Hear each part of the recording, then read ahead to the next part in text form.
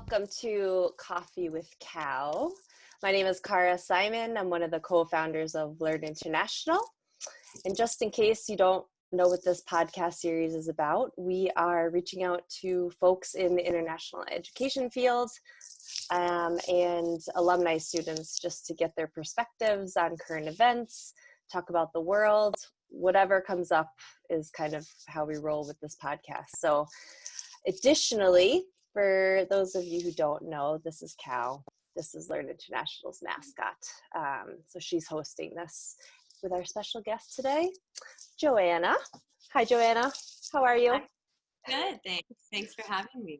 Yeah, welcome to the show. So for those of you who don't know Joanna, she is the VP of Partnerships and Strategy at Go Overseas, and I've worked with her for quite a few years and gotten to know this lovely lady. So why don't we just jump right in and get started? So Joanna, tell us a little bit about how you got into the field of international education. We all have a different story, which I love to start out with. Yes, absolutely. Thanks again for having me join this morning. Excited to talk about international education with you and everything that's going on in our field. And so happy to talk about how I got into this field. And the story is like fairly similar, I'd say, to what I hear a lot of my colleagues and friends in this industry will say. I studied abroad back in college. So I went to Chico State in California and was studying Italian at the time and wanted to study abroad in Italy. And so I did a semester program in Viterbo through I.E.series, was a provider partner of Chico State. And I had, traveled a little bit before that, family vacations, that sort of thing. But this was my first experience at 20, like really being on my own and traveling and learning a language and living with Italians. And it was a really empowering and impressionable experience that I didn't quite internalize at that time. But that kind of set me on a path, as I think many of our colleagues would say. And I didn't realize at 20, and I don't think I even realized at 30, exactly how many opportunities there were in international education as a field, right? I was studying social science. I was going to be a teacher. And after Chico, I still had this desire to travel and to explore different cultures. And so I joined the Peace Corps and volunteered for a couple of years in the Gambia and West Africa. Really great, wonderful experience. And then when I came back, I continued my education and then was looking for work. And I was about 26, 27. Still didn't really understand that international education was a place where I could work. Everything I've been doing and loving, I could turn into a career. It didn't dawn on me. And after grad school, I was studying international studies and again was thinking about teaching or potentially working for a nonprofit or an NGO in development. And I came across a job at an international school based here in San Francisco. And it was really exciting to me. It was an opportunity to work with people from literally all over the world. So I took the job and there entered international education and was absolutely hooked on that I could work in a field that I experienced as a student and as a volunteer. And it was kind of wild that I stumbled into the industry without realizing, that it was there all along. So that's how I got, my foot in the door, and I haven't looked back. It's been 6 years now and working in international education, and it's really fulfilling to do that. That's a great story. I always love to hear how people kind of ended up in the industry. That's actually something that came on in another podcast I did about how you don't even know that international ed is a field that you could get into, and how a lot of us just kind of fall into it. It makes for good Good stories. So tell us. So I did a little research on you with going to the Gambia. What was that like during Yeah. Peace Corps? That was an absolutely incredible experience. It's like kind of still, 10 years later, like hard to put it into words, but Yeah. it I went after college, so I was there from like age 22 to 25, and I was a health and community development volunteer in the Okay. Gambia, which is a very, very tiny country in West Africa. So I remember like I had applied to the Peace Corps and was like excited about the potential, and at the time, you don't get to choose where you go or anything Right. like that. So like you apply and it's this long process and it's really exciting and you have to jump through all these hoops and you're just like waiting to hear. Mm-hmm. And I can remember, being at my parents' house and getting the letter from Peace Corps, and it said, congratulations, like you got in, you'll be going to the Gambia, like you have 2 weeks to respond yes or no. Wow. And it's like a 27-month commitment. Yeah. So, my mom and I were celebrating, like, all right, got in. And then we both and we're like, where's the Gambia? I had to look on the map too, just to see. I was like, I knew roughly where it was, but I was like, oh yeah, wow. It's a tiny, yeah. The border is just carved around the river, and so yeah, I went there and had an absolutely amazing time. Like Gambians are so warm and welcoming, hospitable, and like it's a big joking culture. Like a lot of like relationships are like based on like joking and poking fun at each other in like a really just hilarious way. So I was in a rural village, and worked on a women's community garden, started a girls soccer team Mango, and did a lot of empowerment and coaching and teaching and that sort of thing, and learned the local language. Nobody spoke English, lived in pumped water, everything you would expect. It was like kind of quintessential, Peace Corps rural West Africa. And it was great. It was challenging, of course, but it was like incredible to learn a language that is just totally like auditory. It's not a written language, Pular. And to have such deep connections with my host family, with my community, other volunteers. So it was a really great way to like immerse yourself in culture. And so would you recommend other people who are interested in Peace Corps, maybe after university, to have a good think about it? Yeah, I certainly would. And I've been like a big fan and advocate for the Peace Corps after my experience.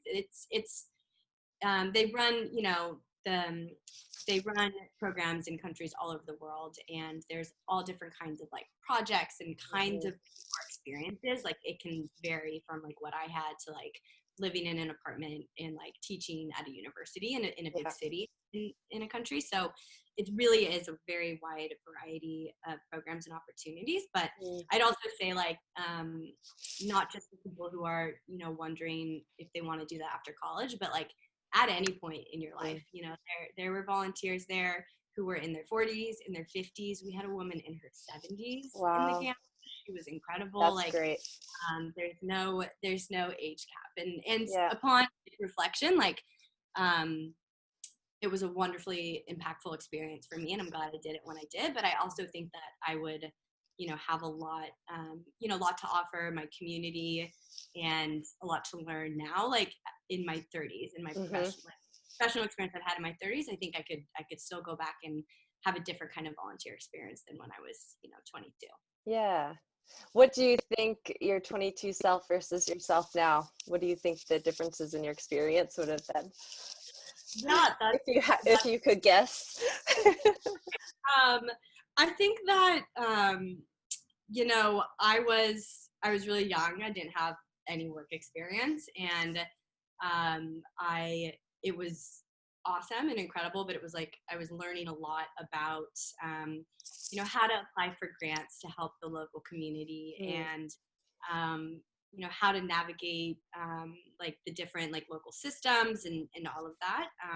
I think if I were to go back older, just with some experience working, that I could maybe contribute more to like a school or an organization, some kind of professional arena. But at the time it was like, let's send the 22-year-old to the bush, like she's not going to,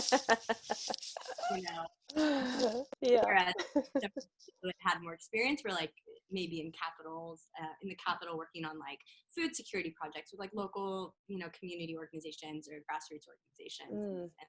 So people are really good at like kind of like sussing out like what your skills are and what your personality is and like where you make a good match and a good contribution. But that's good. I've heard really good things about that as well. And the preparation, I think, is pretty good from what I hear. What would you think? Yeah. It was so that's how, long story long, that's how I ended up at Go Overseas and working in international education. So tell us about your role at Go Overseas. What's going on with you guys? If you want to talk about COVID, knock yourself out. If not, just tell us a little bit about Go Overseas. Absolutely. So Go Overseas is a platform for all kinds of meaningful travel programs. So we have reviews, articles, interviews, and thousands of programs listed. So the platform was created as an area for people to do research about what they want. Like if you want to volunteer abroad and you don't really know where to start, you've only heard of the Peace Corps, but 27 months, that's way too much of a commitment. Like what else is out there? Go Overseas is a platform that helps people like craft their experiences if they're doing an internship, study abroad, volunteer abroad, teaching English. It's a one-stop shop for all of that. So my role at the company, and I've been with Go Overseas for 4 years now. It has always been working with our amazing partners like yourself. Thank you.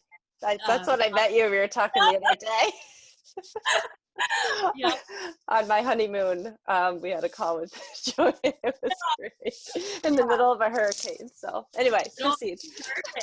Like you were our newlywed new clients who were stranded somewhere in the Caribbean.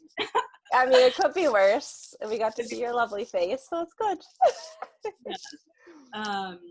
So I work with all of our partners across different like industries within international education, and our partners are promoting the programs on Go Overseas, and so my role is building relationships and supporting marketing campaigns, and collaborating with our partners creatively to think of new content ideas and ways that we can further support all of the students and interns and volunteers and folks out there who are looking to explore travel. And at Go Overseas, like our whole industry, we've been affected by COVID. We've just seen how a lot of our partners, like travel has just come to a halt, right? Like the whole travel industry, international education industry has been presented with some challenges with the lack of mobility right now. And so currently, like the past couple of months, it's been, we've been kind of all flipped. Like it's like one, like nothing is business is normal. Like we're having conversations with each other. We're reading the news. We're trying to anticipate when people will travel again. We're trying to anticipate when, because overseas, we work with so many different kinds of people within international education, like the teach world, the TEFL world, the volunteer world, and the study world. Like we kind of saw this coming as like a rolling effect. Like first, like in 2020, it was actually our Australian partners who were being impacted by the fires, and people were not planning to go to Australia. So figuring out, how to support them and how to support what was going on there. And then, a couple weeks later, it was all of our providers in China who, where the virus first came out, and they have students and teachers in China, and now people, like, they're starting to see, their signups were declining because of the news. And then it just kind of slowly rolled out, and it was like everybody, right? Like forward to where we are today, and we're all all over the world in the exact same situation. So Yeah.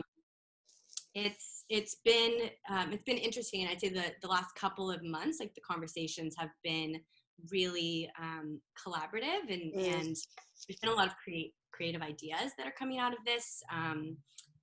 Everything changes every day, so it's exciting in that way. Not to romanticize the horrible situation that we're all in. Yeah. The virus is awful, but to see the silver lining, it's like inspiring to see the kind of collaboration and like some of the innovative ideas that are coming out of it. There's a lot, like our partners have all moved really quickly to offer virtual opportunities. So like virtual internships, virtual study abroad as well, online teaching jobs. Like it's amazing to see how fast like we're able to implement that. And then also like how quickly the community of travelers are responding to it. Like we're a platform, so we don't necessarily work directly with people searching for travel, but we see their behavior every day on our site metrics. And page views and searches for online programs are like through the roof. Like we're getting tons of hits on our blogs that are like highlighting online programs. And we're coming to the end of a school year for universities and high schools, and a summer with no plans. Like that's wild. You never just like enter a summer without having plans. Yeah. So we're in that situation now, and people are looking to fill that void with online opportunities. And so it's neat to see like how quickly that's come into play, and it'll be neat to see like what we all think of as an industry in a month or 2 months. Or 2 months. I'm glad you brought up the different types of programs, because I was going to mention that you all were pretty quick to get that page kind of online. So you talked about virtual internships, virtual study abroad. What are some other ideas that are kind of you're hearing people talk about with the shift right now? Yeah, that's a good question.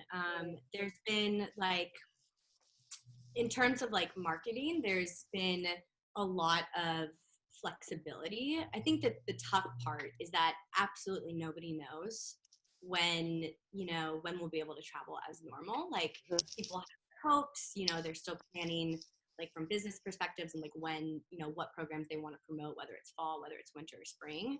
But it's difficult because nobody actually knows when that will happen. But what we've seen is like flexibility, and this isn't like an innovative new product necessarily, but like people are being really quick in like changing their marketing tone to like, sign up now. We want to encourage people to dream. People are still dreaming, people are still like people are posting like pictures of like their last vacation. Like people are we're obsessed with travel, right? So like people are still planning that. So a lot of our partners are like, creating like opportunities where if people sign up for an internship, they can like defer it, for how long, with there being no penalty, or they can cancel it and get a refund. Right. There's been a lot of like quick changes in refund policies and sign up policies to try to help keep that have an option be available for when people can travel again. Right. But I'd love to hear like if you have any ideas, or like we should also maybe like create some virtual happy hours. Like I know that that's happened a bit in our industry, which has been great.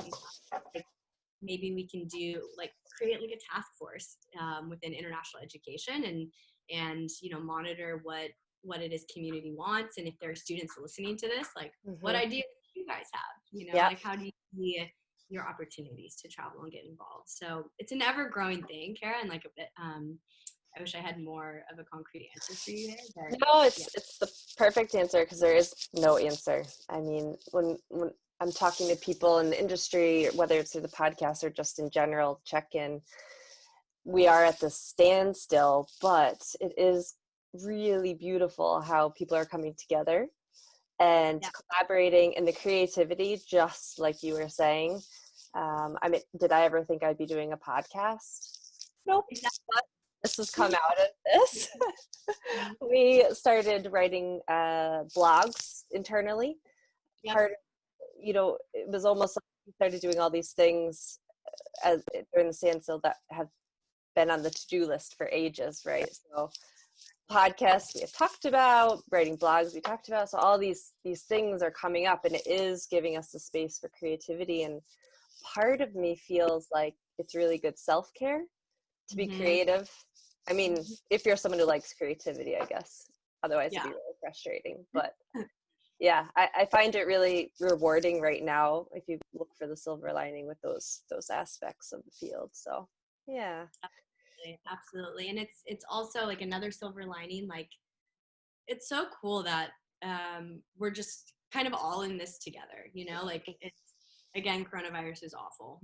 But the fact that we can like hop on the phone with one of our partners in Australia and hop on the phone with one of our partners in India, someone in New York, in Europe, and like right away we're just like, how are you dealing with quarantine? Like, just hanging in there, you know, like it's like, it's kind of crazy that literally no human on the planet is like not being affected by this, and we're all somehow connected in this unique experience, but by ourselves. It's just a really interesting time. It is. I'd be curious how many books and psychological reports come out after we all, you know, come out of this. And yeah, we all, I think, are coping in different ways, but just having, you know, a sense of community, at least for me, sounds like for you, really helps.